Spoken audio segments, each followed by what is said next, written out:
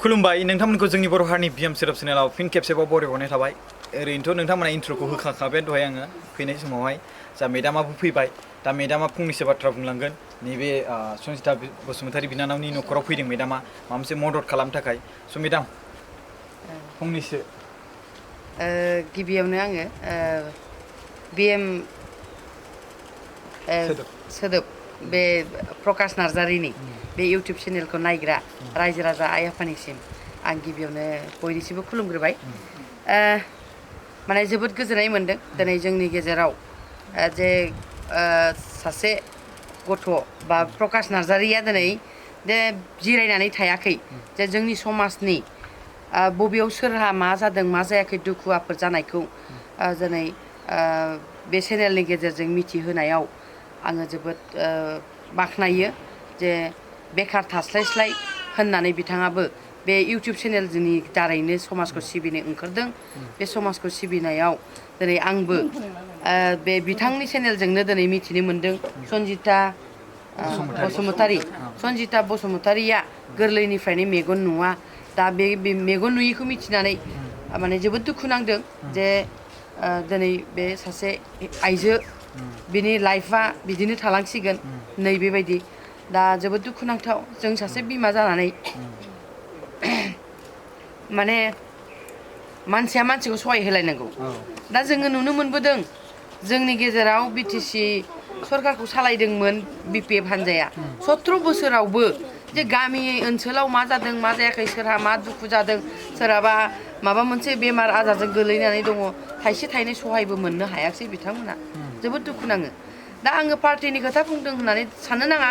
जे रायजो राजा आइ आफाया जों बिमा जानानैसो दुखु मोनदों आरोखि मानो होनबा औ मानो होनबा बे 17 बोसोराव जुदि बिदि गामि ओनसोल नागिरनानै बेफोरबायदि नोंसोरबायदि चेनेल बे इउटुब चेनेल माबा चेनेलजों जुदि बिदि नागिर मानसिफोरखौ बिदि खैफोद आफोदनिफ्राय बासायनो हानाय बिदिफोर ओंखारबायोमोनबा बा सोरबाफोर बिदि मावोमोनबा जोबोद मोजां जागौमोन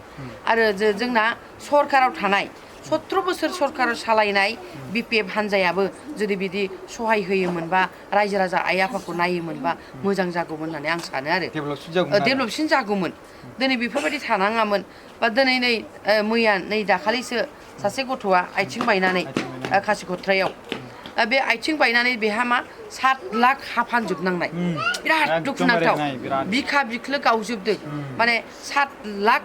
हा फानजोबनानै दा गावनि थानाय दखरसेल'सै जोबोद दुखुनांथाव बेखौ दिनै नोंथांनि चेनेलजोंनो जों मिथिनो मोनबाय दिनै जों बिथांखौ सहाय होनो होननानै फैनो हाबाय मानोना बेफोरबायदि ओंखारामोनबा जों बोरै मिथिनोमोन बबे गामियाव मा जादों मा जायाखै जाहाथे बेफोरबायदिखौ आं खावलायनो लुबैदों जे जाहाथे बेफोरबायदि मावो जोंनि बर' गथ'फ्रा जे उन्दुनानै थाया गाव टाइमखौ वेस्ट खालामा बा टाइमखौ ओरैनो हगार हरा सोर मबाइल गेलेनानै बा माबा मोनसे अबेहायबा तास गेलेनानै जौ लोंनानै जाहाथे टाइमखौ हगारा बिनि थाखाय आं साफ्रोमबो जोंनि फिसाफोरखौ आङो खावलायो जाहाथे बेबायदि दाजाथों मोजां मोनसे समाजनि खामानि मावनो बा साख्रि मावनानैल' समाजखौ सिबिनो हाया बा माबा न'खरखौ दैदेननो हाया दिनै माबा मोनसे मावनानैबाबो हायो दिनै नोंथांमोना जेरैबायदि इउटुब चेनेल खालामनानै दिनै गावखौनो गाव आथिङाव गसंथानो हादों समाजखौ सिबिनो हादों नै बेफोरबो लिडार जाबाल' समाजखौ सिबिनो हायो बे नङा सासे मेम्बार सादारन सासे मानसियाबो समाजखौ सिबिनो हायो दा बेखायनो आङो नोंथांखौ थेंकिउ होयो जे रोजा रोजा साबायखर जे आं सासे बिमा हिसाबै नोंखौ फिसा होननानै आङो बोर सारस्रियो जे अराय सम जाहाथे नों बेबायदियैनो समाजखौ सिबिलांबाय थानो हाथों आरो जोंनि समाजा बिदिनो मोनसे मेगन नुयैफोरा मेगन गुनु जालांथों आं बेखौ लुबैयो आरो आं बेखौ सासे इउपिपिएल दोलोनि आफादगिरि आइजो दालायनि आफादगिरि हिसाबै आं बेखौ खावलायनो लुबैदों जाहाथे बयबो जोंनि गथ'फोरा उन्दुनानै थाया साख्रि गैया होननानै लेखा रोंदोंबाबो न' सिङाव हाबनानै थाया मेदाम थाखाय खेबसे आखाइ खमना हो बयबो फैनायनि थाखाय थेंक इउ मेदाम आरो गोसो गोरबोजों आङो दा आं बेखौनो खावलायगोन रायजो राजा आइ आफा नोंथांमोनखौबो जाहाथे गामिफोराव सोरहाबा बेफोरबायदि गिदिर खैफोद आफोद दङब्ला जाहाथे लाखुमानानै दोना खिन्थालायनांगोन नोंसोर खिन्थाबासोना बयबो मिथिगोन नङा होमबा आं बेखौ खावलायो आरो जोंनि मानगोनां बिटिआरनि सिफ बा जोंनि इउपिपिएलनि आफादगिरि प्रमद बर'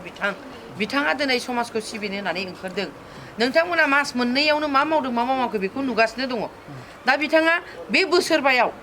जोङो थांखि लादों इउपिपिएल दोलोआ जे 17 बोसोराव जायैखौ जों बे बोसोरबायाव मावनो होननानै जों थांखि लादों बेखायनो मास मोननैयाव जोङो गोबां खामानि मावबाय जोंना मानगोनां बिटिआरनि चिफ प्रमद बर' बिथाङा दा आरोबाव मावलांनो होननानै जों थांखि लादों आरो आंबो सासे आइजो दालायनि आफादगिरि हिसाबै आइजो माहारिनि थाखाय जोङो मावनो होननानै थांखि लादों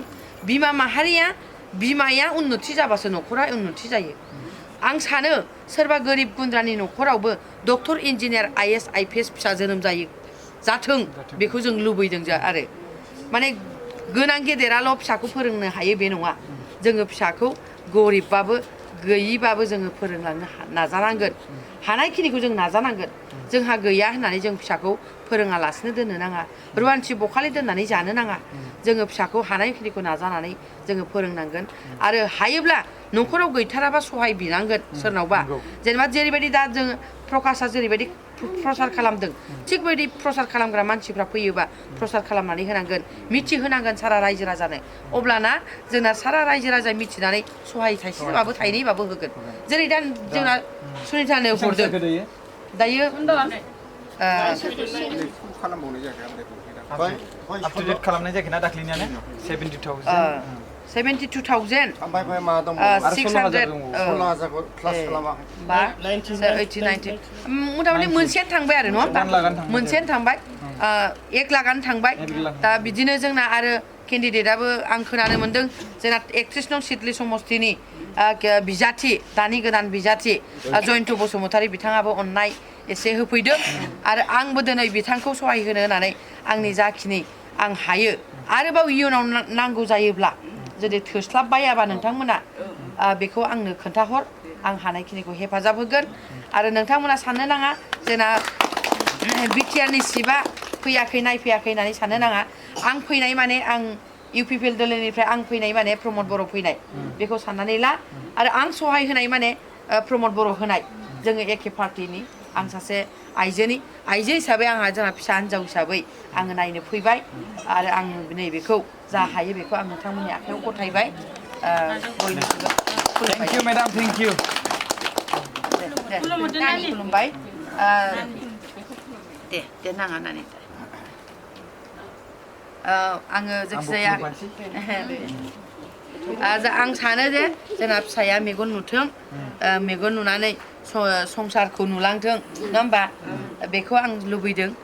थाबैनो लांनांगोन हामगोन होननानै बुंथारदोंबा थाबैनो लांनानै फाहामनायानो मोजां आरो हानायखिनि हेफाजाबखौ आं होबावगोन आं बेखिनिखौ बुंबाय आरो साफ्रोमखौबो अरायसम हेफाजाब होनो थाखाय आङो खावलायबाय माने नोंथांमोननि गोहो बोलोजोंसो आंबो आवगायलांनो हागोन नङा होमबा रायजोआसो राजा खालामो नङा होमबा रायजो राजानि अननाय नांगोन आंनोबो अब्लासो आंबो नोंथांमोनखौ अनफिननो हागोन बेखिनिखौ बुंनानै आङो बेखिनियावनो खुलुमबाय thank you madam thank U